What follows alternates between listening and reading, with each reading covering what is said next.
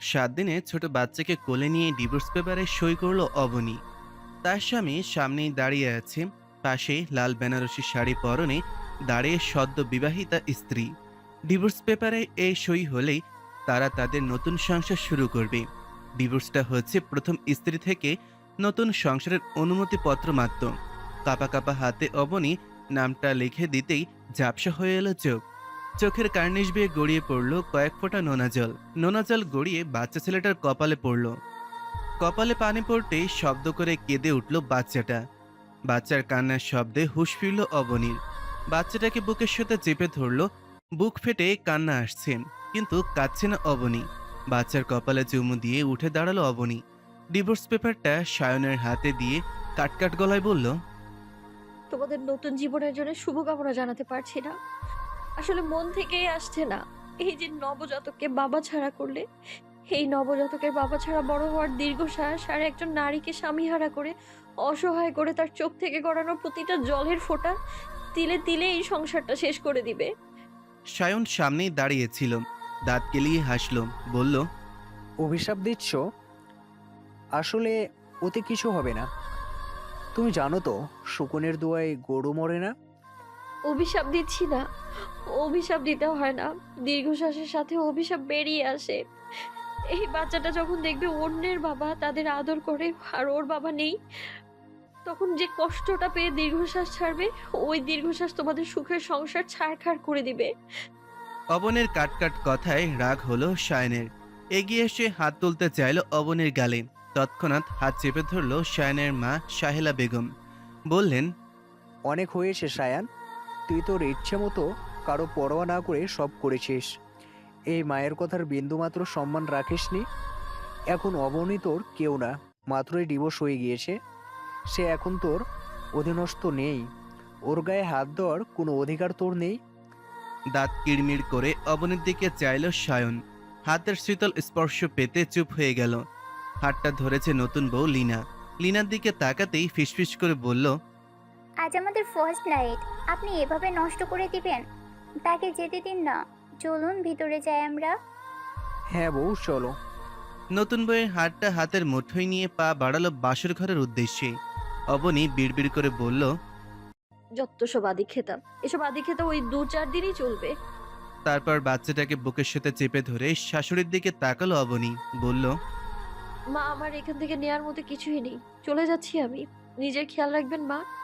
সাহেলা অসহায় হয়ে অবনীর হাত ধরল, বলল, মারে, তোকে যখন এ বাসায় নিয়ে এসেছিলাম, আমি বউ না একটা মেয়ে নিয়ে এসেছিলাম। মেয়েটাকে নিজের কাছে রাখতে পারলাম না মা, আমাকে তুই ক্ষমা করে দিস। আর একটা আবদার রাখবি রে মা।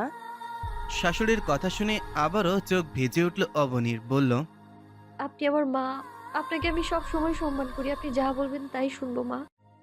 আজ অনেক রাত হয়ে গেছে, তুই আজ রাতটা আমার সাথে থেকে যা, কাল উঠে চলে যাস। নাতিটা অনেক ছোট, এই রাত বিরাতে এমন বাচ্চা নিয়ে বের হতে হয় না। দমে গেল অবনী।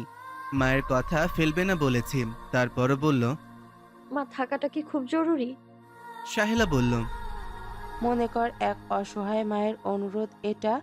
এত রাত হয়ে গেছে, কি না কি হয় রাস্তায় বলা তো যায় না, তার থেকে বরং সকালে চলে যাস।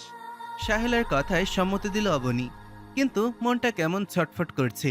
শত খারাপ হোক, লোকটাকে তো সে মন দিয়ে স্বামী হিসেবে মানত। তারই বুকে আজ অন্য কাউকে মানতে ভীষণ কষ্ট হচ্ছে। তাও এই বাড়িতে চোখের সামনে এসব সহ্য করতে হবে ভেবে মুখে আধার নামলো। সারাদিন তাড়াহুড়ায় এত ঝামেলায় পেটে দানা পানি পড়েনি। কিছু না খেলে বাবুকেও ফিডিং করাতে পারবে না। তাই সাহেলা তাড়াতাড়ি করে কিচেনে চলে গেল খাবার গরম করতে। অবনী বাবুকে নিয়ে শাশুড়ির রুমের দিকে চলে গেল। ভীষণ ক্লান্ত, পা চলছে না আর যেন। চারিদিকে অন্ধকার দেখছে। বাচ্চাটা ঘুমিয়েছিল, এক লম্বা শাওয়ার নেওয়া দরকার। পাশের ওয়ার্ডরোব খুলল অবনী। সেখানে অনেকগুলো শাড়ি রয়েছে, সবগুলো সাহেলার শাড়ি। এর মধ্যে প্রায় সব শাড়ি সাদার মধ্যে। শায়নের বাবার মৃত্যুর পর সাহেলাকে জোর করেও কোনোদিন রঙিন পোশাক পরাতে পারেনি কেউ। অবনী একবার শপিংয়ে গিয়ে একটা সি গ্রিন কালারের টাঙ্গাইল শাড়ি এনেছিল। কালারটা দেখে ভীষণ চোখে লেগেছিল অবনীর। সাহেলার গায়ের রং মোটামুটি ফর্সা ধরায় যায়, এই কালার মানাবে খুব। কিন্তু যখন বাসায় এসে শাড়িটা হাতে দেয় সাহেলা বলেছিল, মারে তুই শাড়ি এনেছিস, আমি খুব খুশি হয়েছি, কিন্তু আমার জীবনের সব রং সেই লোকটার সাথে চলে গেছে। আমার জীবনে আর কোনো রঙিন পোশাক পরার স্বাদ হয় না। কাকে দেখাবো এই রং? যে দেখতো সেই তো নেই। সাদাই আমার পছন্দের রং এখন। অবনী সেই দিন কথাগুলো শুনে খুব খারাপ লেগেছিল। বিধবা হলে সাদা শাড়ি পরতে হবে এমন কোনো কথা নেই, কিন্তু সাহেলা তাও পরে না। আজ অবনীর ভীষণভাবে মন চাচ্ছে সাদা শাড়ি পরতে। সাহেলার একটা সাদা শাড়ি বের করে নিল অবনী, সাথে সাদা ব্লাউজ নিয়ে তাড়াহুড়া করে ওয়াশরুমে ঢুকে গেল। সাহেলা যখন রুমে আসলো তখন অবনী রুমে নেই। হাতে ভাতের প্লেট নিয়ে এসেছিল, সেটা খাটের পাশে রেখে বসতেই অপেক্ষা করতে লাগলো সাহেলা। মিনিট 20 পরে ওয়াশরুম থেকে দরজা খোলার আওয়াজে সেই দিকে ঘুরে তাকালো সাহেলা। তৎক্ষণাৎ খাট থেকে নেমে দাঁড়ালো। দরজার সামনেই দাঁড়িয়ে আছে অবনী। চোখ মুখ বেশ স্নিগ্ধ লাগছে, কিন্তু পরনের সাদা শাড়ি দেখে বুক ধুক করে উঠল সাহেলার। আঁচল মুখে চেপে হু হু করে কেঁদে ফেললেন। আঁচলের কোণ ভেজে উঠল চোখের জলে। বড় বড় পা ফেলে শাশুড়ির সামনে এসে দাঁড়ালো অবনী। পাশ থেকে কাঁধ জড়িয়ে ধরল শাশুড়ির, বলল, আপনি কাঁদছেন কেন মা? তুই এটা কি করেছিস অবনী? তুই সাদা শাড়ি কেন পরলি? তোর স্বামী তো মরে যায়নি, তাই না? তাহলে এ শাড়ি তুই কেন পরলি? এই অলক্ষণে শাড়ি এখনই খোল তুই। সরে দাঁড়ালো অবনী, বলল, মা, আপনি কিন্তু একদিন আমার আনা শাড়ি পরেননি। বলেছিলেন বাবা নাকি আপনার জীবনের রং নিয়ে গেছে। আমার জীবনের সব রঙিন স্বপ্ন, সব আশা তো আপনার ছেলেকে ঘিরেই ছিল মা। সে সব রঙিন স্বপ্নগুলোকে ভেঙে চুরে ধূলিসাৎ করে দিল। সেও তো আমার সব রং কেড়ে নিয়েছে। তো আমি কি এখন এটা পড়তে পারি না মা? সাহেলা কিছু বলতে পারল না। কথার খেই হারিয়েছে সাহেলা। কি বলবে কি করবে মাথার লাজ করা বন্ধ করে দিয়েছে। চোখের সামনে এইভাবে সবকিছু শেষ হয়ে যেতে দেখে বুকের ভেতর যে ভীষণ কষ্ট হচ্ছে, এটা কাকে দেখাবে। খাটের কোণে বসে আঁচলে মুখ গুজে কাঁদতে লাগলেন তিনি। কিন্তু অবনী তখন নিজেকে শক্ত করে রাখল, প্রতিজ্ঞা করল ফেলবে না চোখের জল। সাহেলাকে উদ্দেশ্য করে বলল, মা, আমার না আপনার হাতে ভাত খেতে ভীষণ ইচ্ছে হচ্ছে। কয়েক লোকমা ভাত খাইয়ে দিবেন মা? অবনের কথায় যেন কান্নারা উগলে আসতে চাইছে, তবুও নিজেকে সামলে নিয়ে উঠে দাঁড়ালো সাহেলা। হাত ধুয়ে এসে ভাতের প্লেট নিয়ে বসল। ভাত মাখিয়ে মুখে তুলে দিতে লাগলো মেয়েটার। মেয়েটা বেশ তৃপ্তি করে খাচ্ছে। সারাদিন পর কয়টা ভাত বেশ তৃপ্তি করে খাচ্ছে যেন। সাহেলার নজর গেল শুয়ে থাকা ছোট্ট বেবিটার দিকে, তারপর আবার তাকালো অবনের দিকে। বুকটা হু হু করে উঠল, ফাঁকা ফাঁকা লাগছে। মনে হচ্ছে এই বুঝি শেষবারের মতন মেয়েটা তার হাতে খাচ্ছে। তার একটা মেয়ে বুঝি হারিয়ে যাচ্ছে। গাল বেয়ে নোনা জল পড়তে লাগলো সাহেলার। মনে মনে হাসলো অবনী, নিজের কপালের দোষ দিল। কেননা এরকম একজন মায়ের মতন শাশুড়ি পেয়েও তার আদর বেশি দিন কপালে সইল না। এরকম শাশুড়ি পেতে নিশ্চয়ই ভাগ্য লাগে। ব্যালকনিতে বসে সিগারেট ফুঁকছে সায়ন। পেছন থেকে কাঁধে হাত রাখলো লীনা। আস্তে করে লিনার হাতটা কাঁধ থেকে নামিয়ে দিল।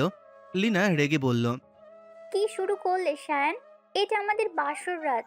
আমি তো আমার বাসর রাতকে এভাবে নষ্ট করতে পারি না। লেনা প্লিজ, আর শুরু করো না। কত আর জ্বালাবা?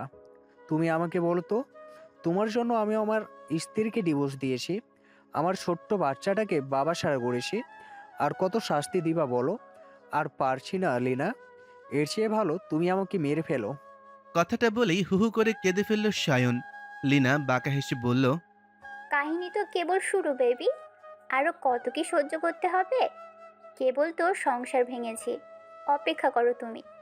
বিয়ের পর প্রথম রাতটা স্বামীর জন্য অনেক স্পেশাল হয়ে থাকে, কিন্তু নতুন বিয়ে হওয়ার পরও কোনো স্বাভাবিক সম্পর্ক গড়ে ওঠেনি সায়ন লিনার মধ্যে। সায়ন যখন ব্যালকনিতে বসে সিগারেট ফুঁকছিল, সেই মুহূর্তে রুমে আসে লিনা। দরজাটা ভেতর থেকে লক করে দেয়। তারপর ফ্রেশ হয়ে নিজের মতন করে শুয়ে পড়ে লিনা। কিন্তু লিনা যখন দরজা বন্ধ করেছে তখনই দেখেছে সায়ন, কিন্তু কিছুই বলেনি। মন চাচ্ছে কিছু বলতেই। সেখানে বসেই দোলনায় গা এলিয়ে দিল সায়ন। দৃষ্টি গেল আকাশের দিকে। সেখানে জলজল করছে একটা পূর্ণ চাঁদ, মনে হচ্ছে পূর্ণিমা।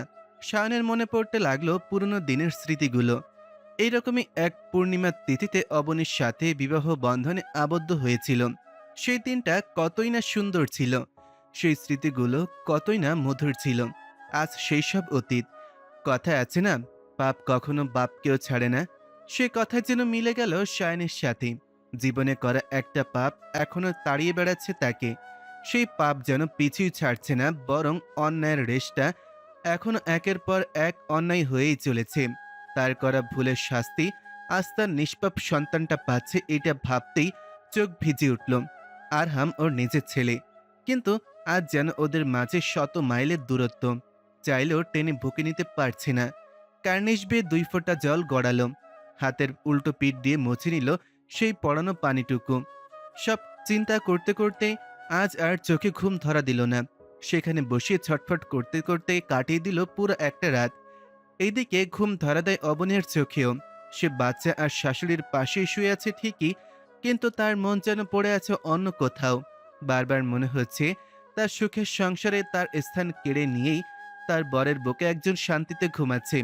এটা যেন তার সহ্য হচ্ছে না। ঘুম আসছে না তারও। একবার পাশ ফিরে শুচ্ছে, তো আরেকবার ওই পাশ ফিরছে। এপাশ ওপাশ করতে করতেই রাতটা কাটল। সাহেলা শুয়ে শুয়ে দেখলেন মেয়েটার অস্থিরতা, কিন্তু তিনি কোনো কথা বললেন না। কী বা বলবেন, কি বলে সান্ত্বনা দিবেন? তার মনে চলছে অন্য চিন্তা।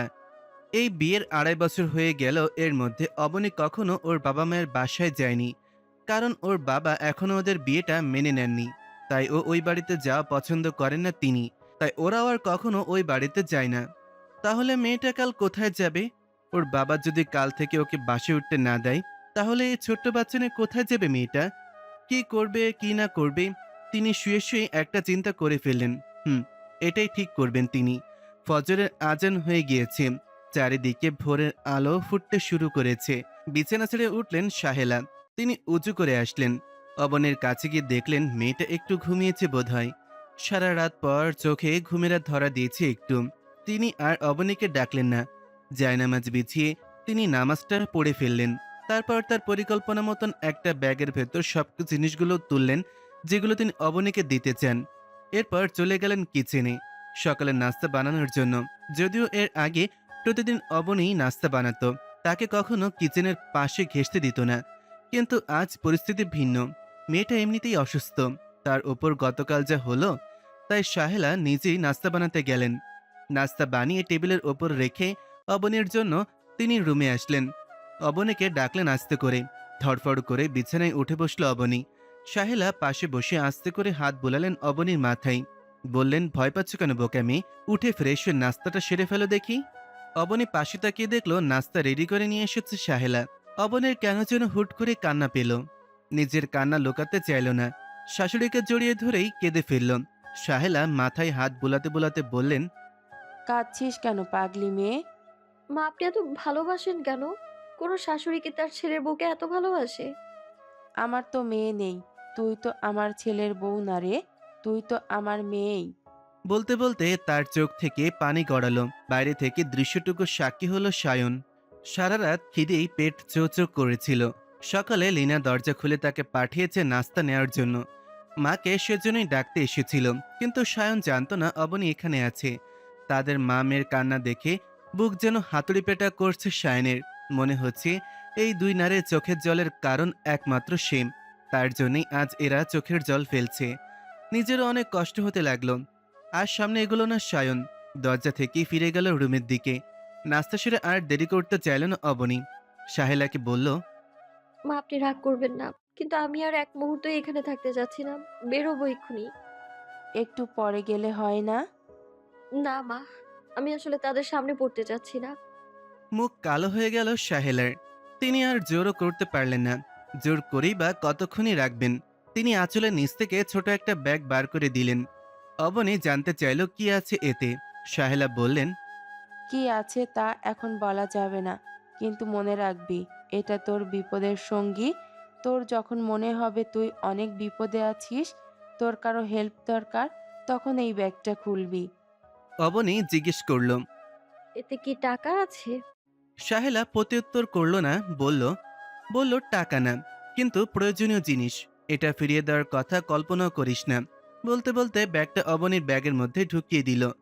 অবনী আর দেরি করল না। এই মুহূর্তে বেরিয়ে গেল বাসা থেকে। নিচে অবধি এগিয়ে দিলেন সাহেলা। গেট খুলে বাইরে আসতেই অবনীর সামনে পড়ল দুজন তাগড়া যুবক।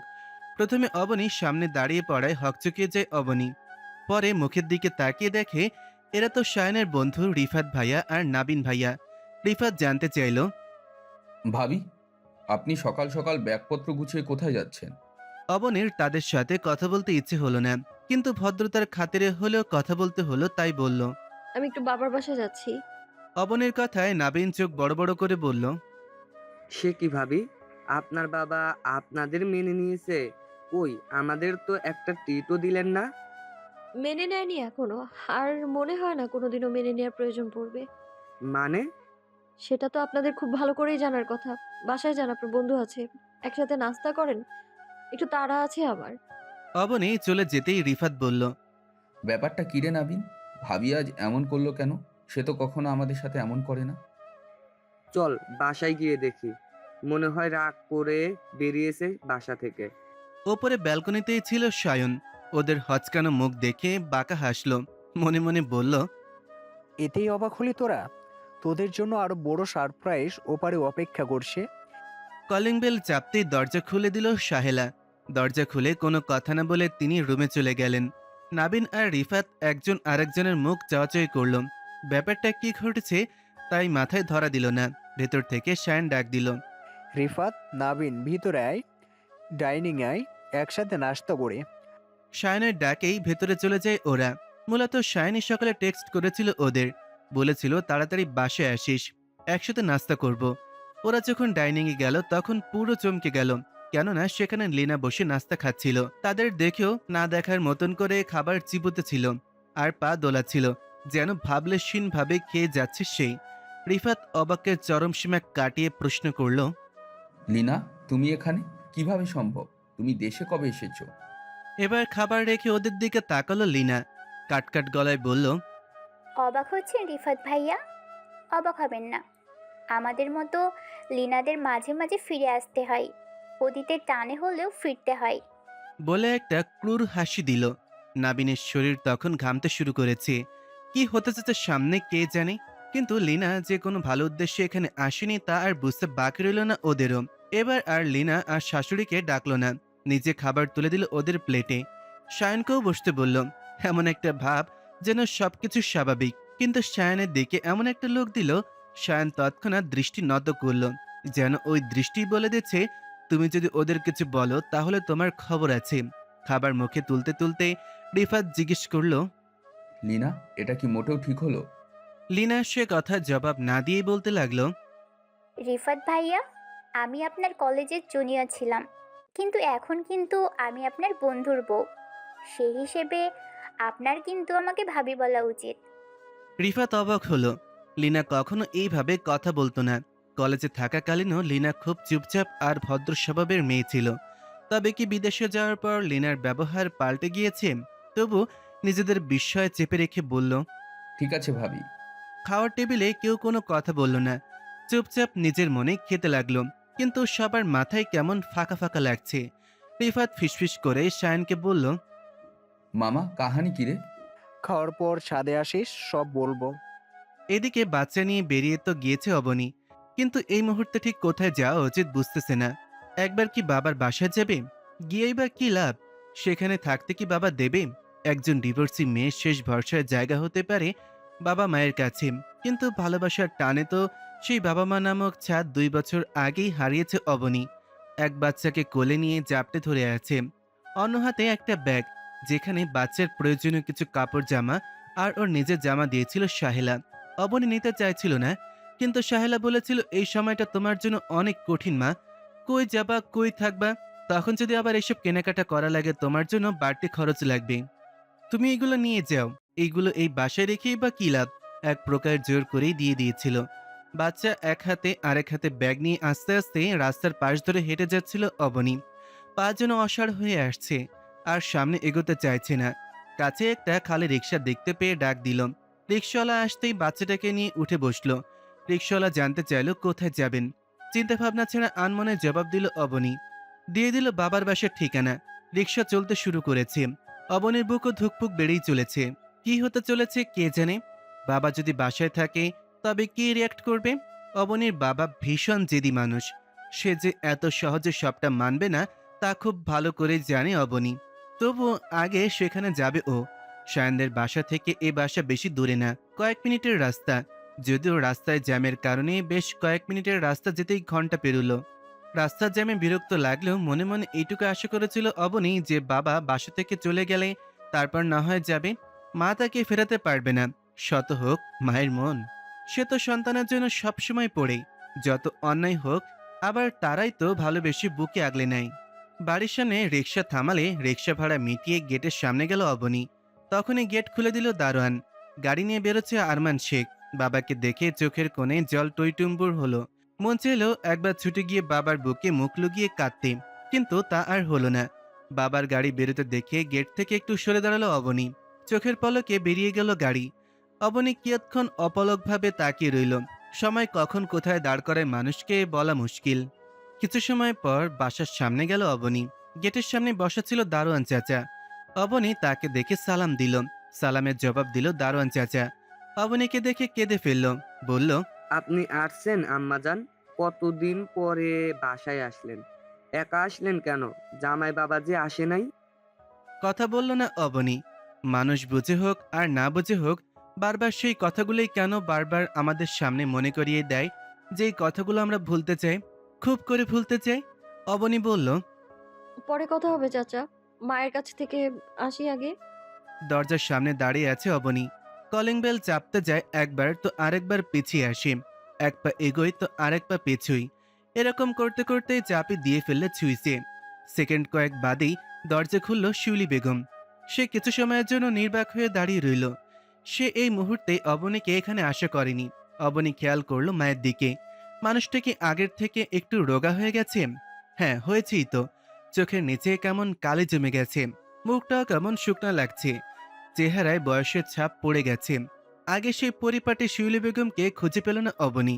বুকটা কেমন ধুকধুক করতে লাগলো। এই 2 বছরে কি হাল হয়েছে? তার মা তো এমন ছিল না। তবে কি হলো? খুব করে মা বলে ডাক দিতে চাচ্ছে, কিন্তু কান্নারা দলা পাকিয়ে আসছে গলার কাছে। অনেক কষ্টে গলা থেকে মা বলে ডাক দিল অবনী। চোখ বন্ধ করে ফেলল শিউলি বেগম, কিন্তু কোনো জবাব দিল না। অবনী নিচু কণ্ঠে জিজ্ঞেস করল, তোমার চেহারার এই কি হাল হয়েছে মা? খবরদার মা বলে ডাকবি না। আমাদের কোনো মেয়ে নেই, একটা মাত্র মেয়ে ছিল আমাদের। সে যখন বাবা মাকে ত্যাগ করে চলে যেতে পারে, তার মায়ের কি এর চেয়ে বেশি ভালো থাকার কথা? মায়ের কথায় তীব্র অভিমান স্পষ্ট, কিন্তু কি বলা উচিত এই মুহূর্তে তার যেন খুঁজে পেল না অবনী। অবশেষে বলল, মা, বাচ্চাটা অনেকক্ষণ কোলে নিয়ে আছি, অনেক কষ্ট হচ্ছে, একটু ধরবে ওকে প্লিজ। মেয়ের অসহায় কণ্ঠে ভেতর থেকে নাড়িয়ে দিল শিউলি বেগমকে। তিনি ভালো করে তাকালেন মেয়ের দিকে। সদ্য মা হয়েছে মেয়েটা, তার ছোট্ট মেয়েটাও আজ মা হয়েছে। কিন্তু এমন সময় এত কষ্ট করে এখানে কেন আসলো? আসলেই মেয়েটার কোনো কষ্ট হয়েছে অনেক। ইস, তার কাছে থাকলে হয়তো সব সে করতো। তার মেয়েটা হয়তো কোনো কষ্ট করতো না। কত কিছু ভাবতে ভাবতে কান্না চলে এলো শিউলি বেগমের। তিনি হাত বাড়িয়ে কোলে নিলেন আরহামকে। আরহাম তখন জেগেই ছিল, কেমন ড্যাব ড্যাব করে তাকিয়ে আছে তার দিকে। তিনি নাতিকে বুকের সাথে জড়িয়ে ধরলেন, কপালে চুমু খেলেন, চোখ থেকে অশ্রু গড়ালো। তিনি অবনীকে কিছু না বলে আরহামকে ভেতরে নিয়ে চলে গেলেন। শুকনো মুখে একটু হাসলো অবনী। তারপর ব্যাগটা নিয়ে ঘরের ভেতরে ঢুকে দরজাটা বন্ধ করে দিলেন। শিউলি বেগম ড্রয়িং রুমে বসেছে ততক্ষণে আরহামকে নিয়ে। অবনীও গিয়ে বসলো পাশে। শিউলি কাটকাট গলায় জিজ্ঞেস করলো, তোমার সংসার কেমন চলছে অবনী? ভাষা হারালো অবনী। কি বলবে সে? এখন হুট করে কিভাবে ডিভোর্সের কথাটা বলবে? তাই কথাটা চেপে রেখে বলল, ভালো। অবনী এই কথাটা কেন বলল অবনী নিজেও বুঝল না। আসলে প্রতিটা মেয়ে নিজের পছন্দে বিয়ে করার পর সবসময় এইটাই চায় যেন তার ভালোবাসার মানুষটা পরিবর্তন না হয়ে যাক, যেন পরিবারের মানুষের কাছে মাথা উঁচু করে বলতে পারে, দেখো, ভুল কাউকে ভালোবাসিনি আমি। কিন্তু অবনী সেই মুখটা আজ নেই। বাচ্চাটাকে কোলে নিয়ে কিচেনে গেল শিউলি। মেয়েটকে বলল অবনীর পছন্দের নুডলস বানানোর জন্য। তারপর এসে বসলো অবনীর পাশে। গিয়ে জিজ্ঞেস করলো, বাচ্চার নাম কি রেখেছো? আরহাম আফ্রিদি। বাহ, আরমান শেখের নাতি আরহাম, দারুণ মিলেছে কিন্তু। বলে খানিকটা হাসলো শিউলি। তারপর টুকটাক কথা চলল, কিন্তু অবনী বেশ বুঝতে পারল শিউলি বেগমের অভিমানে একটুও কমেনি। সে মন থেকে কথা বলছে না, ফর্মালিটি রক্ষা করছে। অবনের চিন্তাটা একটু পরেই বাস্তব হলো। মেয়ের নুডলস দিয়ে গেলে সেটা খাচ্ছিল অবনী। তখনই শিউলি বেগম বলে উঠলেন, অবনী, আমার সাথে দেখা করছো, খুশি হয়েছি আমি। কিন্তু তোমার বাবা তোমার সাথে ভীষণ রাগ করে আছে। আমি চাই না তুমি কোনোভাবে তার সামনে পড়ো। দিনে যতক্ষণ ইচ্ছে এখানে থেকো, কিন্তু রাতে আগে চলে যাবে আশা করি। খাওয়া থেমে গেল অবনীর। এই মুহূর্তে নিজেকে সবচেয়ে বেশি অসহায় লাগছে। কিভাবে মাকে ডিভোর্সের কথা বলবে অবনী? মনে মনে একটা কঠিন সিদ্ধান্ত নিল অবনী। অবনীর বাচ্চাটাকে পেয়ে মন চাচ্ছে বুকের মধ্যে জড়িয়ে রাখতে। মনের সাথে যুদ্ধ করে কথাগুলো বলছেন শিউলি বেগম। আরমান শেখ অত্যন্ত জেদি মানুষ। সে মেয়েকে দেখলে রেগে উল্টোপাল্টা বলবেন, তাই আগে সাবধান করে দিল শিউলি বেগম। অবনী নুডলস মুখে দিতে দিতে বলল, মা, আমি একটু তোহার বাসায় যাব বলে এসেছি। তোহা বারবার ফোন করে যেতে বলছে। তোমাদের কথা খুব মনে পড়ছিল, তাই একটু আসলাম। এখনই চলে যাব। কোনো কথা বলল না শিউলি বেগম। বাচ্চাটাকে কোলে নিয়ে তিনি তার রুমের দিকে চলে গেলেন। দরজা বন্ধ করে দিলেন। খাওয়া বন্ধ করে সেদিকে তাকিয়ে রইল অবনী। এদিকে দরজা বন্ধ করে চোখের জল ছেড়ে দিলেন শিউলি। বাচ্চাটার কপালে গালে অনবরত চুমু খেতে লাগলেন। কত শত ছোট একটা বাচ্চা, কি নিষ্পাপ মুখ। তার মন চাইছে বাচ্চাটার তার কাছ থেকে যাক না। তিনি রেখে দিতে পারতেন, তাহলে বোধহয় খুব ভালো হতো। খেতে খেতে শায়ানকে উদ্দেশ্য করে বলল লিনা। খাওয়া শেষ হলে একটু রুমে এসো তো, কথা আছে। খাওয়া অফ হয়ে গেল শায়ানের। রিফাতরাও খাবার মুখে তুলছে না। লিনা খাবার শেষ করে রুমে চলে গেল। শায়ান আর খেতে পারল না, খাবার রেখে উঠল। রিফাতের দিকে তাকিয়ে বলল, তোরা খাওয়া শেষ করে ছাদে যা, আমি আসতেছি। দুজনই হ্যাঁ সূচক মাথা নাড়ে। শায়ান চলে যায় রুমে। শায়ান রুমে ঢুকতেই লিনা বলে ওঠে, ছাদে গিয়ে কি বন্ধুদের কাছে হেল্প চাওয়ার প্ল্যান করছো? কি কি বলছো? তুমি কি ভেবেছো আমি কানে কম শুনি? এসব ভাবার কোনো কারণ নেই, আমি কানে স্পষ্ট শুনি। তুমি আমাকে একা কেন শাস্তি দিচ্ছ? ওরাও তো সমান অপরাধী। তবে তুমি কেন আমার একার জীবনটা নষ্ট করতে চাচ্ছ? আমার কাছে তোমার বিরুদ্ধে প্রমাণ আছে, তাই তোমাকে শাস্তি দিব। কিন্তু তুমি বাঁচতে চাইলে তুমি নিজ হাতেই ওদের শাস্তি দিবে। আমি এসব পারবো না লিনা, তোমার যা মন চাই করো। আমার বোনটার তো কোনো দোষ ছিল না সায়ান, ও তো তোমাদের ক্লাসমেট ছিল, তাই না? তোমরা কিভাবে পারলে এরকম একটা জঘন্য কাজ করতে? তোমাদের জন্য আজ আমার মা বেঁচে থেকেও নেই। মাথা নিচু করল শায়ান। নিজের করা ভুলগুলো চোখের সামনে জলজল করছে।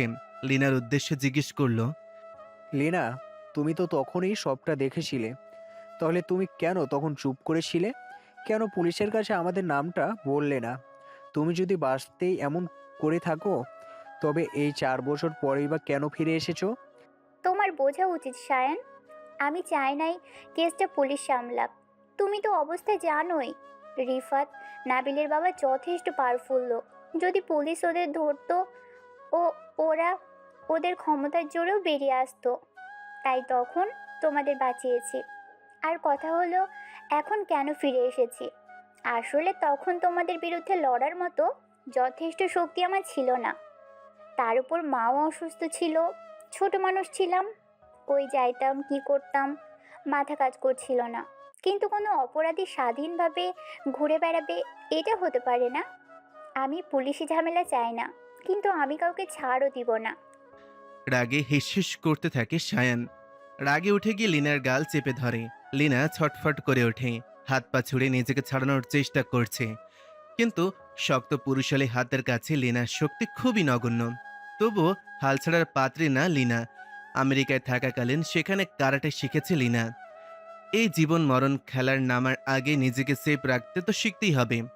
শায়ান লেনার পেছনেই ছিল। মাথা একবার নিচু করে উল্টো দিকে শায়ানের কপাল বরাবর বাড়ি দিল। চোখ বরাবর বাড়ি লাগায় চোখ চিপে ধরল শায়ান। সেই ফাঁকে সাইডে চলে গেল লিনা। ততক্ষণে কাশি উঠে গেছে। গলার কাছে হাত চেপে ধরে মেঝেতে বসে পড়ল লিনা। শায়ানকে বলল, এতদিন তো ঠিকই ভয় পাচ্ছিলে সায়ান, আজ কি বন্ধুদের দেখে জোর বেড়ে গিয়েছে নাকি? বাড়তেই পারে, তবে তুমি ভেবো না সেই 4 বছর আগের দিনটি আবার পুনরাবৃত্তি করতে পারবে। বাসায় তো তোমার মাও আছে, তুমি চাইলে তোমার মায়ের মুখও বন্ধ করতে পারো। কিন্তু অবনী, ওকে কিভাবে থামাবে তুমি? হ্যাঁ, ও তোমার সন্তানের মা, কিন্তু অন্যায়ের সাথে নিশ্চয়ই সে আপোষ করবে না। আমি তোমার সব কিছু ডায়েরিতে লিখে রেখেছিলাম। সেই কুকর্মের দলিলটা অবনী বাসা ছাড়ার আগেই তার ব্যাগে দিয়ে দিয়েছি। অবনী জানেও না ওর ব্যাগে কি আছে। ডায়েরির ভিতরে সেই ছোট ভিডিও ক্লিপটাও আছে। আমি এটা খুব ভালোভাবেই জানি তুমি আমাকে বাঁচতে দিবে না। নিজের জীবনের মায়া ত্যাগ করেই এখানে এসেছি আমি, কিন্তু তোমরা কেউ বাঁচবে না, কেউ না। Mind it. নিজের চুল খামচে ধরে ফ্লোরে বসে পড়ল সায়ান। খাটের পাশ ঘেঁষে বসেছিল, মাথা এলিয়ে দিল বেডের সাথে। এতদিন লিনা একা ছিল, কিন্তু লিনাকে মেরেও লাভ নেই। ও আগেই চালাকি করে সব প্রমাণ অবনের কাছে পৌঁছে দিয়েছে। অবনীকে খুঁজে বের করতে হবে আগে, কিন্তু লিনা এখন সেটা কোনোভাবেই করতে দেবে না। যা করতে হবে সব লিনার অগোচরে। চোখ খিচে বন্ধ করে রাখলো সায়ন। পাশে বসে বাঁকা হাসতে লাগলো লিনা। মনে মনে বলল, বারে বারে ঘুঘু তুমি খেয়ে যাও ধান, এমনভাবে ধরবো এবার, করবে আনচান। মুখে বলল, ছাদে তোমার বন্ধুরা অপেক্ষা করছে, আশা করছি তুমি তাদের কাছে কিছুই বলবে না। যদিও বলো বিষয়টা তোমার জন্য খারাপ হবে, তুমি চাইলে এমনি তাদের সাথে আড্ডা দিতে পারো। ছাদে গেল সায়ন। রিফাত নাবিন ওর জন্যই অপেক্ষা করছিল। মাদুর পেতে বসেছে ওরা। নিজেদের মধ্যে কিছু নিয়ে আলাপ করছিল। সায়নকে দেখেই ওরা ওদের কথা থামায়। সায়নকে দেখে চেপে ধরে রিফাত নাবিন। জিজ্ঞেস করলো, এটা কি হলো সায়ন? লিনা দেশে কিভাবে আসলো? আর ওর সাথে তোর আবার কিভাবে দেখা হলো? তুই ওকে বিয়েই কেন করলি? সেই যে লিনা হারিয়ে গিয়েছিল ওর মাকে নিয়ে, আর কোনো খোঁজই পাইলি ওদের? তাহলে হুট করে কোথা থেকে আসলো? কিছুই তো বুঝছি না। সায়ন লিনার কথা মতোই সত্যিটা চেপে গেল। কারণ এখন সত্যি বলতে গিয়ে নিজের বিপদ কোনোভাবেই ডেকে আনতে চাইছে না, তাই বানিয়ে মিথ্যাই বলল। লিনা দেশে এসেছে 5 মাস আগে। ও আমেরিকায় ছিল এতদিন। ওর মামা ওদের নিয়েছিল সেখানে। দেশে এসে আমার সাথে যোগাযোগ করে তোদের জানাতে না করেছিল। এই 5 মাসে কি থেকে কি হয়ে গেল বুঝতেছি না। ওর সাথে প্রেমের সম্পর্ক গড়ে ওঠে। একটা সময় ও ফোর্স করতে থাকে বিয়ের জন্য। রিলেশন চলাকালীন সময়ে ওর সাথে অন্তরঙ্গ হয়ে যাওয়ার পিক ভিডিও সেভ করে রাখছে ও। তা দিয়ে ব্ল্যাকমেল করছিল। বাধ্য হয়ে বিয়ে করতে হচ্ছে। কপাল চাপড়াতে লাগলো রিফাত। বলল, মামা তুই এটা কি করলি? এসব অন্যায় করার আগে তোর কি একবারও অবনীর কথা মনে হয়নি? তুই কি ভুলে গেছিস অবনী তোকে ঝড়ঝাপটার পরেও বিয়ে করতে পেরেছিল? তুই কেমনে অবনীকে রেখে অন্য মেয়ের সাথে? ছি ছি, আর ভাবতে পারছি না। জানিস তো অবনী তখন প্রেগনেন্ট ছিল 5 মাস এর। তাও এর সাথে দূরত্ব বেড়ে গিয়েছিল। তখন লেনার সাথে আবার দেখা। লেনা ইঙ্গিত করেছিল প্রেমের জন্য। আমি নিজেকে আটকাতে পারিনি। নাবিন ফোড়ন কেটে বলল, সি সায়ান, এসবও শুনতে হলো? ভালোবাসলে না, বিয়ে করেছিলে তোরা, তারপরেও এরকম হয় সংসারে? I can't believe, really. Nabin, তোর ক্যারেক্টার সার্টিফিকেট অন্তত আমার কাছ থেকে নিস না নাবিন। আমি নিশ্চয়ই খুব ভালো করে জানি তোরা কতটা সাধু মানুষ। আমাকে সেই সব পুরনো কথা তুলতে বাধ্য করিস না। এখন আমি ভুল করে ফেলেছি। এখন হাই হাই করে কোনো লাভ নেই। ক্যারেক্টার নিয়ে কথা বলায় চুপসে গেল নাবিন। চুপ হয়ে গেল রিফাতও। নীরবতা কাটাতে সায়নী বলল, অবনী কোথায় গিয়েছে জানি না, কিন্তু ও অনেক গুরুত্বপূর্ণ একটা জিনিস নিয়ে গিয়েছে। কোথায় আর যাবে? নিশ্চয়ই ওর বাসায় গেছে। কিন্তু আমি কিভাবে ওর সাথে দেখা করব? লিনা কোনোভাবেই ওর সাথে দেখা করতে দিবে না। এই নীলা কি বাসা থেকে বের হয় না? কাল নাকি ওর মাকে দেখতে যাবে শুনেছিলাম। তাহলে ও যখন যাবে তুই ওর বাসায় গিয়ে না হয় একবার দেখা করবি। দেখি। এইসব টপিক বাদ দিয়ে আরো কিছু সময় আলাপ চলো ওদের মাঝে। তারপর আড্ডা শেষে দুপুরের আগে যে যার বাসায় চলে গেল। সাহেলা বেগম অবশ্য ওদের বলেছিলেন দুপুরের খাবার এখানে খেতে, কিন্তু অনেকদিন পর হোস্টেল থেকে বাসায় এসেছে। অনেকদিন দুপুরে মায়ের সাথে বসে খাওয়া হয় না, তাই তার সাথে খাবে বলে চলে যায় দুইজনই। দুপুরের খাবারটা অবনী মায়ের সাথে খেলো। একটু রেস্টও করলো। শরীর যেন একদম ছেড়ে দিয়েছে। এক পা ফেলতে ইচ্ছে করছে না, কিন্তু তার তো এখানে থেমে থাকলে হবে না। অনেক দূর যে পথ চলা বাকি। বাচ্চাটাকে তখনও কোলের মধ্যে নিয়ে ঘুমিয়েছে শিউলি। কি সুন্দর দেখাচ্ছে দুজনকে একসাথে। মুখের কোণেই হাসি ফুটে উঠল অবনীর। মন চাইল এরকম দৃশ্য যদি প্রতিনিয়ত দেখা যেত তবে কতই না ভালো লাগতো। কিছু সময় পর তোহাকে ফোন করে অবনী। তোহা অবনীর সব থেকে কাছের বন্ধু। অবনী প্রেগনেন্ট হওয়ার সেকেন্ড সেমিস্টারে পরীক্ষা দেওয়া হয়নি। সাহেলা দিতে দেয়নি, মূলত বলেছে 1 বছর ড্রপ দিয়ে পড়লে তেমন কোনো ক্ষতি হয়ে যাবে না। কিন্তু তোহা তো সেমিস্টার ফাইনাল দিয়েছে, এখনো বিয়ে করেনি। সে 2টা বড় অপুর সাথে রুম শেয়ার করে থাকে। এই বড় বিপদের সময় তোহার কথাই মাথায় আসলো। ফোন বাজার কয়েক সেকেন্ডের মধ্যে রিসিভ করলো তোহা। উত্তেজিত কণ্ঠে জিজ্ঞেস করলো, এই আমার বাবুটা কেমন আছে রে বনি? আরে আমি কেমন আছি সেটা আগে জিজ্ঞেস কর। দূর, তুই তো ভালোই থাকবি। সায়ন ব্রো আছে না তোর টেক কেয়ার করার জন্য? বাবু কেমন আছে সেটা বল। চুপ হয়ে গেল অবনী। আসলে কয়েকটা দিন কথা না হয় কেমন যেন সব ঘোলাটে হয়ে গেছে।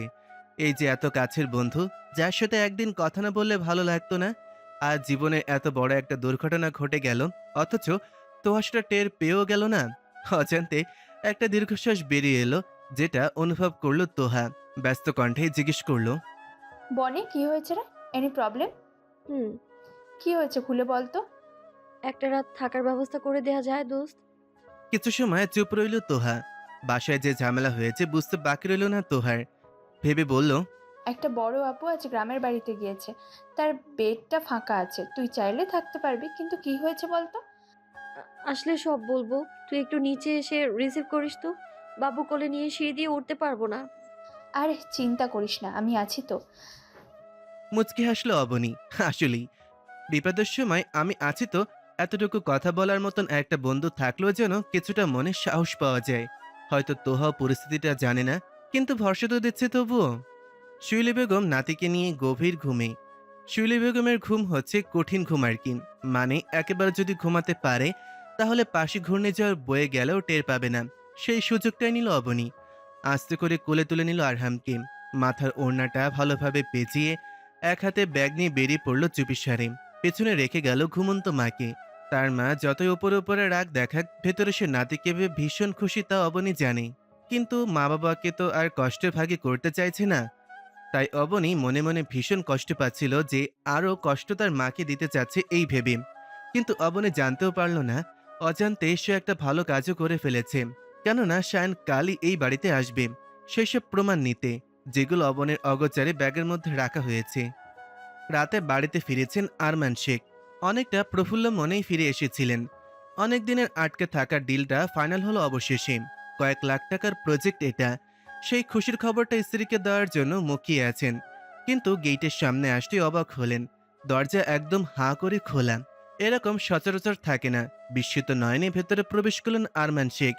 ড্রয়িং রুমে বসে আছেন শিউলি বেগম। হাতে ব্যাগটা টি টেবিলের ওপর রেখে এগিয়ে গেলেন স্ত্রীর দিকে। ততক্ষণে একবারের জন্য তার মুখের দিকে তাকায়নি শিউলি বেগম। তিনি ব্যস্ত পেয়ে গিয়ে বসলেন স্ত্রীর পাশে। টের পেলেন গুনগুন করে কাঁদছে শিউলি। হঠাৎ করে কান্নার কারণ খুঁজে পেলেন না আরমান শেখ। তার সাথে কোনো কথা কাটাকাটি হয়নি, তবে এই সময় কান্নার কারণ কি? এরকম গুনগুন করে শিউলি বেগম তখনই কাঁদে যখন অবনী বাসা ছেড়েছিল। এর পরের সময়ের সাথে ধীরে ধীরে সে কান্না বন্ধ হয়ে যায়। তবে আজ কেন কাঁদছে? তিনি অতি সন্তর্পণে হাত রাখলেন স্ত্রীর কাঁধে। শিউলি বেগম মুখ তুলে তাকালেন। আরমান শেখ জানতে চাইল, কি হয়েছে? এভাবে কাঁদছো কেন? এবার প্রশ্ন করার কারণে কান্নার বেগ বেড়ে গেল। এবার কান্না করতে করতে হেঁচকি তুলে ফেলল। আরমান শেখ গলা বাড়িয়ে মেয়েটকে ডাকলেন। সে দৌড়ে আসলো ডাক শুনে। কি হইছে খালুজান, আমারে ডাকছেন? ম্যাডাম, এভাবে কান্নাকাটি করছেন কেন? তুই এতক্ষণ দেখিসনি সেসব? আসলে খালুজান, খালাম্মাই হে বিকাল থেকে কান্না করতেছে। আমি কথা বলতে আইছিলাম, কিন্তু আমারে বইলা দিছে আমি যেন চোখের সামনে না আহি। কেন? তোকে আসতে না করেছে কেন?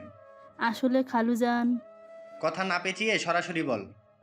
আসলে বিকেলে যখন খালাম্মা ঘুমাইছিল, আপামনি তখন খালাম্মারে না বইলা চইলা গেছে। আমি তখন রুমের মধ্যে ছিলাম, দেহি নাই, তাই রাগে আমার সামনে আসতে না করছে। মাথা নিচু করল শিমলা। বলল, খালুজান, অবনী আপামনি আইছিল। দমে গেল আরমান শেখ। আর কথা বলতে পারল না। হাতের ইশারায় শিমলাকে বললেন চলে যেতে। শিমলা দেরি না করে ছুটে চলে গেল।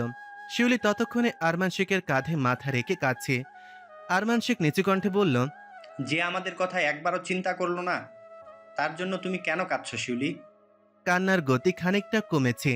নাক টানতে টানতে শিউলি বলল, জানেন, অবনীর বাবা, অবনী না ওর বাচ্চাকে নিয়ে এসেছিল, আরহাম আফ্রিদি। কি যে সুন্দর ফুটফুটে একটা বাচ্চা, ওর মুখটা আমি ভুলতে পারছি না।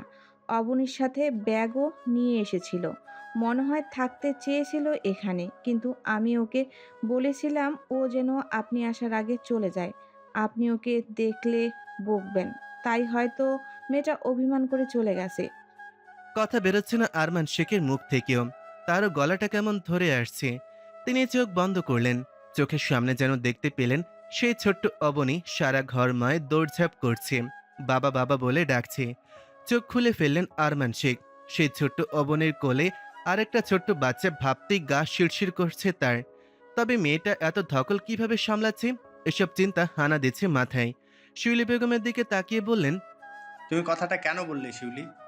আমি কি এতই খারাপ বাবা যে মেয়ে এসে দুয়ারে দাঁড়ানোর পরেও তাকে ফিরিয়ে দিতাম? ছোট নিষ্পাপ বাচ্চাকে আমি দূরে ঠেলে দিতাম? আমি কি এতই খারাপ বলো? হ্যাঁ মানি একটু রাগ বেশি, কিন্তু এত খারাপ মানুষ তো না। এইবার কান্নার বাঁধ ভাঙল। স্বামীর বুকে মুখ লুকিয়ে ফুপিয়ে কাঁদতে লাগলেন শিউলি বেগম। আসলে বাবা মা কোনো দিনও সন্তানদের খারাপ চায় না। তারা যে আমাদের কতটা ভালোবাসে আমরা হয়তো তা মাঝে মাঝে কল্পনাও করতে পারি না। কিন্তু কখনো কখনো সন্তান হওয়াটা পরেও কিছুটা অনুভব করা যায় যে যেমন আমাদের সন্তানের সবচেয়ে বেশি ভালোবাসি, তেমনি আমাদের বাবা মাও আমাদের এরকম বেশি ভালোবাসে। আমরা হয়তো কখনো কখনো বুঝি না। আরমান শেখ শিউলি বেগমকে বললেন, হয়েছে, আর কেঁদো না, দেখি উঠো, ফ্রেশ হই। ক্ষুধা লেগেছে অনেক, রাতটা পেরুক, দেখি কাল না হয় তোমাকে নিয়ে গিয়ে একবার নাতিটাকে দেখে আসবো। তৎক্ষণাৎ উঠে বসলেন শিউলি বেগম। দুই হাতের তালুতে বাচ্চাদের মতন করে মুছে দিলেন চোখের পানি। সত্যি বলছেন? আরে হ্যাঁ, সত্যি বলছি। ঠোঁটের কোণে হাসির রেখা দেখা দিল শিউলির। মনে মনে প্রশান্তের বাতাস বয়ে গেল আরমান শেখের। মনে মনে প্রশান্তের বাতাস বয়ে গেল আরমান শেখেরও। শত হোক সন্তান তো। রাতটা কেটে গেল জল্পনা কল্পনা করতে করতে। কাল কি হবে? অবনী দরজা খুলে যখন তাদের দেখবে কি রিয়াক্ট করবে এইসব ভেবে সকাল সকাল তোড়জোড় শুরু করলেন শিউলি বেগম। মেয়ের শ্বশুরবাড়ি যাবেন, এটা নিবেন সেটা নিবেন, কত এলাহি আয়োজন তার। মুখ থেকে হাসি যেন সরছেই না। বারবার ঘুরে ঘুরে তা তদারকি করছেন আরমান শেখ। তাকে দেখেও ভীষণ ফুরফুরে লাগছে। এমন সময় কলিং বেল বেজে উঠল। আরমান শেখ কাছেই ছিলেন, গিয়ে ফুরফুরে মেজাজে গেট খুললেন। হাসি হাসি মুখটা নিমিষেই চুপসে গেল। সেখানে সায়ান দাঁড়িয়েছিল। মেয়েকে দেখতে যাবেন বলে মনস্থির করলেও তিনি সায়ানকে এখনও জানি কেন মেনে নিতে পারছেন না। তার কোনোভাবেই সায়ানকে পছন্দ হয় না। অবনী যে কি দেখে এই ছেলের হাত ধরে পালিয়েছিল মাঝে মাঝে ভেবে পায় না আরমান শেখ। ভদ্রতার খাতিরে গেট থেকে সরে গিয়ে সায়ানকে ভেতরে আসতে বললেন তিনি। সায়ান ভেতরে ঢুকতে ঢুকতে জিজ্ঞেস করলেন, আঙ্কেল, অবনী কি ঘুম থেকে উঠেছে? কথাটা শুনে থম মেরে গেল আরমান শেখ। হাত মুছতে মুছতে কিচেন থেকে বের হচ্ছিলেন শিউলি বেগম। তার হাত মোছা যেন বন্ধ হয়ে স্ট্যাচুর মতন দাঁড়িয়ে গেলেন। অতঃপর শায়নের উদ্দেশ্যে জিজ্ঞেস করলেন, অবনী আমাদের বাসায় নেই সায়ন। মাথা নিচু করল শায়ান। তাতেই উত্তর পেয়ে গেল তারা। শিউলি বেগম তৎক্ষণাৎ সামনে চলে এলেন। জিজ্ঞেস করলেন, তোমাদের সাথে কি মনোমান্য হয়েছে? এভাবে মেয়ের জামাইকে সরাসরি এই কথা জিজ্ঞেস করতে দ্বিধা হচ্ছিল শিউলির। তবু এই মুহূর্তে তাকে জানতে হবে। শায়ান কি বলবে না বলবে ভেবে পেল না। গলা শুকিয়ে এলো। এই মুহূর্তে ডিভোর্সের কথা তুললে আরমান শেখ নিশ্চয়ই থাপ্পড় বসাবেন গালে, তাই বলল, আসলে ও রাগ করে বেরিয়ে গিয়েছে বাসা থেকে, বলে গিয়েছে আর কখনো ফিরবে না। মা বলল এখানে আসতে পারেন। শিউলি মনে পড়ল মেয়ের বলা কথাগুলো। অবনে বলেছিল তোহার বাসায় যাবে। তিনি আরমান শেখকে উদ্দেশ্য করে বললেন, আমার মনে হয় অবনী তোহার বাসায় আছে। আমাদের একবার সেখানে খুঁজে দেখা উচিত। ও আমাকে একবার বলেছিল সেখানে যাবে। সবকিছু সেভাবেই ফেলে রাখলো শিউলি। আর ভালো কাপড় পরার মুড নাই।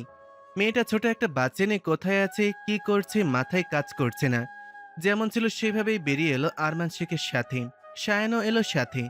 নানাবিধ চিন্তা করতে করতে তোহার বাসা নেচে আসলো আরমান শেখ। বাসা চিনতে তেমন সমস্যা হয়নি।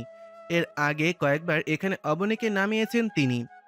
গাড়ি থেকে নামলো আরমান শেখ আর শিউলি বেগম, কিন্তু সায়ান নামলো না। যদি সত্যি এখানে অবনী থাকে, কোন মুখে গিয়ে দাঁড়াবে ওর সামনে? আর এখন তো যে শায়ান ওকে সরি বলতে এসেছে তা তো স্বার্থপরের মতো নিজের স্বার্থ হাসিল করতে। শায়ানকে জোর করে না তারাই উপরে যায়। পরিচয় দিল দাঁড়ানো আর আটকায় না তাদের। সরাসরি তিনতলায় আসে তারা। তোহা মাত্রই সবকিছু গুছিয়ে রেখে তৈরি হচ্ছিল পড়তে বসার জন্য। এমন সময় দরজাকার উপস্থিতি টের পেয়ে দরজা খুলে দিল। সামনে আরমান শেখকে দেখে ভড়কালো তোহা। অবনীত থেকে যতটুকু শুনেছে তাতেই ভয় লাগে তোহার আরমান শেখকে। পারতে সাধ্যি তার সামনে পড়তে চায় না সে। আজ স্বয়ং তিনি নিজের ছোট বাসায় চলে এসেছে।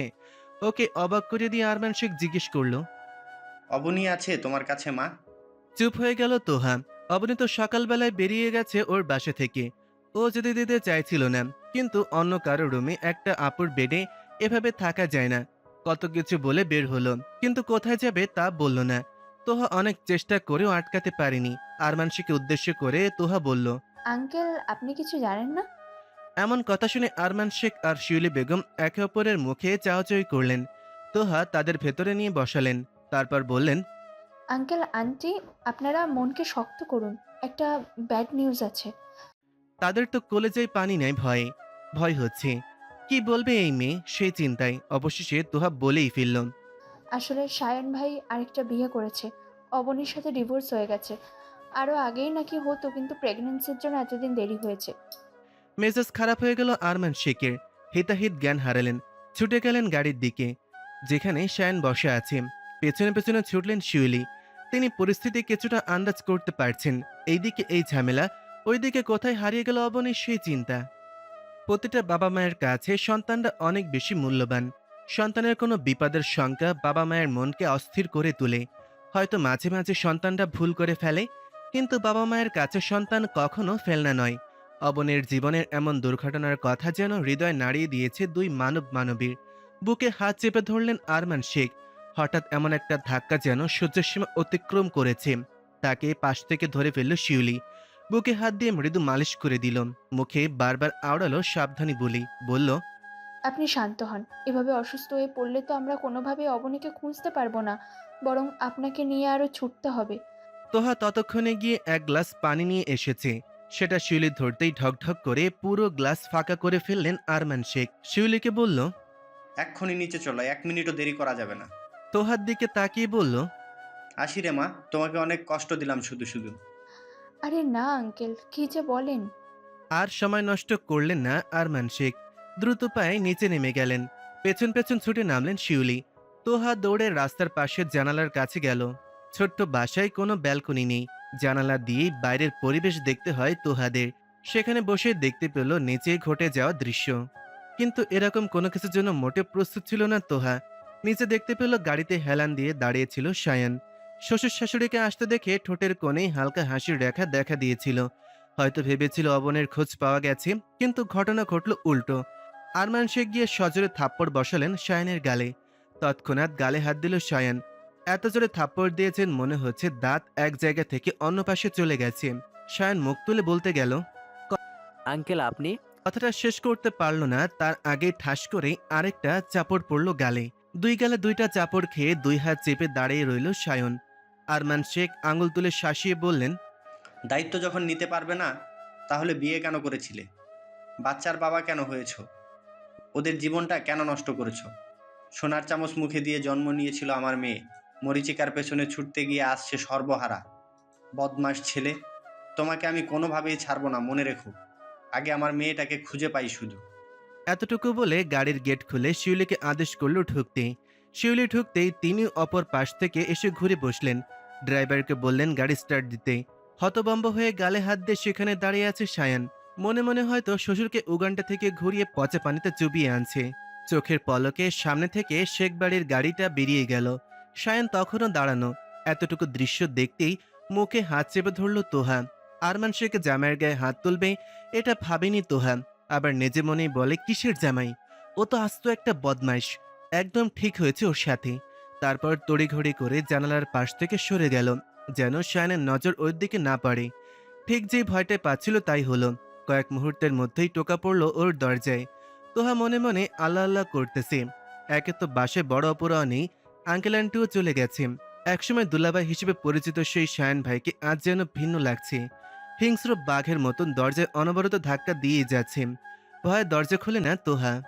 একে তো বাসায় একা, তার উপর এমনি এমনি ব্যাচেলার বাসা ভাড়া দিতে চায়নি।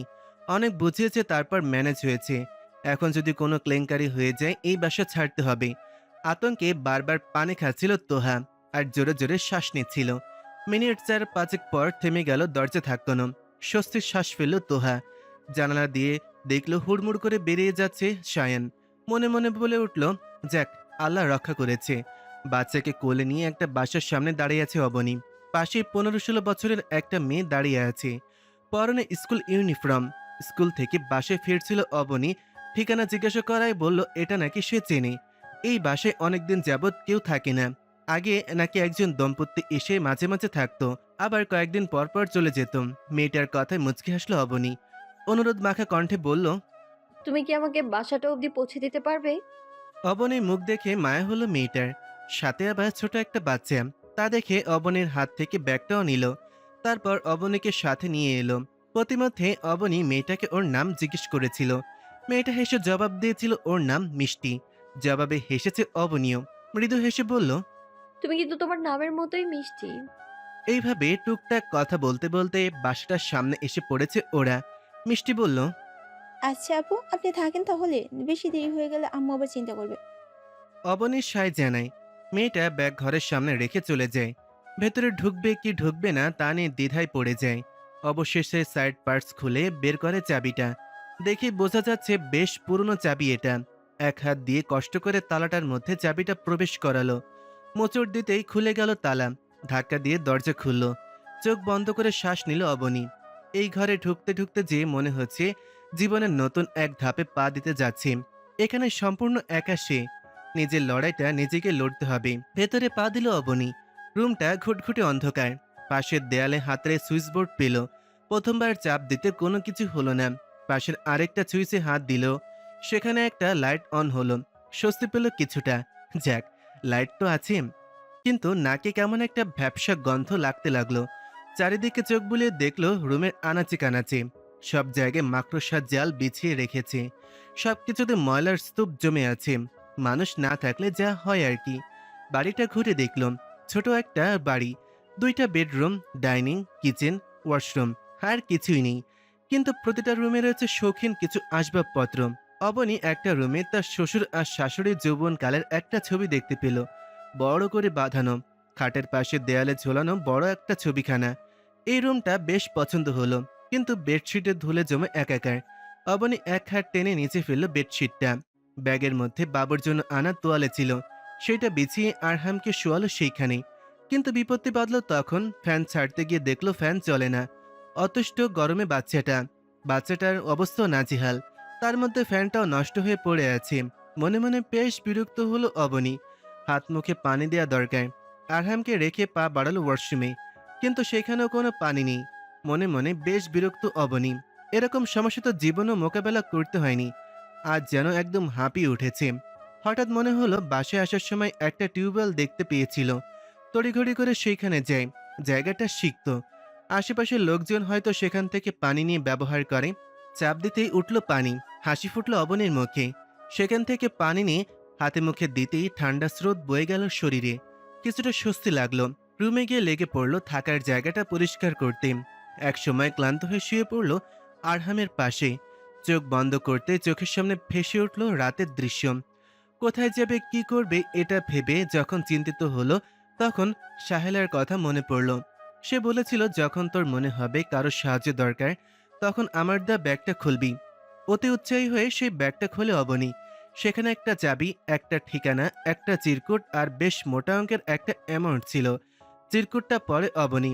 সেখানে লেখা ছিল এমন, আমি জানি তুই এখন বেশ চিন্তিত মা। আমি সাধ্যের মধ্যে চেষ্টা করলাম। ওই বাড়িটাও আমাদেরই। তোর শ্বশুর আর আমি শখের বশে ওখানে ওটা করেছিলাম। আমার শ্বশুর এর জমি ছিল ওখানে, তার ওপর। আমরা মাঝে মধ্যে ওখানে ছুটি কাটাতে যেতাম। গ্রামের মানুষগুলো অনেক মিশুক, তাই তাদের সাথে সময় পার করতাম গিয়ে। কিন্তু এখন তোর শ্বশুর নেই, ওটা ওরকম পড়ে আছে। তুই যে বাবার বাসায় থাকবি না সেটা আমার মন বলছে। তুই এই ঠিকানায় চলে যাস, দেখিস গ্রামের মানুষগুলা কিন্তু অনেক মিশুক। কয়েকদিন গেলে তোর সাথে পরিচয় হলে ওখানে তোর আর একা লাগবে না। আর টাকাটা আমার সঞ্চয়, ছেলে মেয়ের বিপদে যদি কাজেই না লাগে তাহলে ও দিয়ে কি করব? তোর প্রথম দিনগুলোর থাকতে টাকার প্রয়োজন হবে, তখন এগুলোর ব্যবহার করিস, নিজের আর বাচ্চার যত্ন নিস। চিরকুটটা পড়ে কান্না পাচ্ছিল অবনীর। তার ছেলে ডিভোর্স দেওয়ার পরও কি এতটা ভালোবাসা প্রাপ্য ওর? সারা রাত ভাবনার পর সকালে পা বাড়িয়েছিল অজানার উদ্দেশ্যে। চোখ খুলে ফেলল অবনী। মাথা থেকে পুরনো অতীতকে ক্ষণিকের জন্য ঝেড়ে ফেলতে চাইল। নতুন জীবনকে বরণ করে নেওয়ার চিন্তা করল। সিঙ্গেল মাদার হয়েই না হয় বড় করবে আরহামকে, কিন্তু তার জন্য কিছু করতে হবে। এইভাবে শাশুড়ির টাকায় কতদিনই বা চলবে?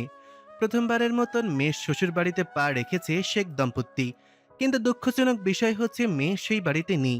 তবু মেয়ের ব্যাপারে জানার জন্যই নিজের সম্মানকে বিসর্জন দিয়ে তড়িঘড়ি করে ঢুকলো তারা। কলিং বেল চাপ দেওয়ার সাথে সাথেই দরজা খুলে গেল। দরজা খুলে দিল এক বয়স্কা নারী, যেন কারো অপেক্ষায় এইখানে ছিলেন। আরমান শেখের বুঝতে বাকি নেই এইটা শায়নের মা। সালাম বিনিময় করে নিজের পরিচয় দিল। শাহেলা ব্যস্ত হয়ে পড়ল তাদের আপ্যায়ন করার জন্য, কিন্তু বাধা দিল আরমান শেখ। বলল, আমরা অতিথি হয়ে এখানে আসিনি। তা আপনার নতুন পুত্রবধূ কোথায়? এরকম কথায় খানিকটা ভয় দেখা দিল শাহেলার মনে। বিড়বিড় করে বলল, আসলে সে সকাল সকাল তার বাবার বাসায় চলে গেছে। তার না প্যারালাইজড, তাকে সেবা শুশ্রূষা করতে হয়। নার্স রাখা আছে, কিন্তু সব তো আর সে করবে না, তাই সে নিজে গিয়ে মাকে দেখাশোনা করে। বাহ, খুব ভালো। তা আমার মেয়ে কোথায়? কেন ভাই সাহেব, সে কি আপনাদের বাসায় যায়নি? এখান থেকে তো বলে গিয়েছিল আপনার বাসায় যাবে। এখন কোথায় গিয়েছে তা তো আমি জানি না। রাগের মাত্রা তরতর করে বাড়ল, কিন্তু নিজেকে নিয়ন্ত্রণ করার চেষ্টা করল। শত হোক শাহেলা মেয়ের শাশুড়ি ছিল, তার ওপর চড়া হওয়া যায় না। তাই বলল, দেখুন, আপনি জানুন বা না জানুন তা পরে দেখা যাবে। আমি যাচ্ছি মিসিং কেস করতে। শ্বশুর বাড়ি থেকে মেয়ে গায়েব, বর দ্বিতীয় বিয়ে করছে। আপনারা আমার মেয়েকে গুম করে দেননি, তার নিশ্চয়তা কি? পুলিশ আসলেই বের হবে সবকিছু। এইভাবে হুমকে দেওয়ার পরও মুখ খুলল না শাহেলা। সে যে জানে অবনী কোথায় তাও বলবে না, তবে চাচ্ছেটা কি? বাবা মাকে কেন জানালো না? সে কি অন্য কোনো প্ল্যান করেছে? আরমান শেখ রেগে মেগে বেরিয়ে যেতেই শাহেলা ফোন করলো কারো নাম্বারে। বলল, অবনীত পৌঁছে গেছে গ্রামে। রান্নার কাজ শেষ করে হাঁড়ি পাতিল সব জড়ো করেছে রাহেলা। গ্রামের বাড়িতে লাকড়ি দিয়ে রান্না করে একদম পাতিলগুলো কালো হয়ে গিয়েছে। ছেলে স্বামীর হাজার বারণ করে, বলে গ্যাস আছে তাতে রান্না করো, কিন্তু কে শোনে কার কথা? বলে এত লাকড়ি সব নষ্ট হয়ে যাবে, আমি এইগুলো দিয়ে রান্না করব। জোর করেই রান্না করেন তিনি। সেই হাঁড়ি পাতিল নিয়ে রওনা দিলে তখন ফোন বেজে ওঠে। মিষ্টি তখন স্কুল থেকে বাসায় ঢুকছে। মেয়েকে দেখেই আদেশ করলেন, আমার ফোনটা দিয়ে যা তো মিষ্টি। কথা মতন দৌড়ে গিয়ে ব্যাগ রেখে ফোন নিয়ে বাইরে এলো মিষ্টি। ফোন রিসিভ করে কানে ধরতেই শাহেলার কণ্ঠ কানে ভাসে। শাহেলা জানালো অবনী গ্রামে পৌঁছে গিয়েছে। রাহেলা জবাব দিল, চিন্তা করিস না মা, আমি খেয়াল রাখবো ওর। শোন, তোর বর তো হাই স্কুলের হেডমাস্টার, তাই না? একটু কথা বলে দেখিস তো অবনীর জন্য কিছু করতে পারে কিনা। নিয়োগ দিলে তো হবে না, ওর অনার্স শেষ হয়নি এখনো। তবে ও কিন্তু ভালো ছাত্রী, যদি কোনো শিক্ষক এর ফক্সি হিসাবেও ঢুকতে দিতে পারে। আর একটা মোটামুটি বয়সী মেয়ে ঠিক করে দিস তো, যে আরহামকে দেখে রাখবে। আরে আমি সব ব্যবস্থা করবো নে, তোর সাথে রাতে কথা বলবো। এখন হাতে হাঁড়ি পাতিল, কাজ করছি আমি।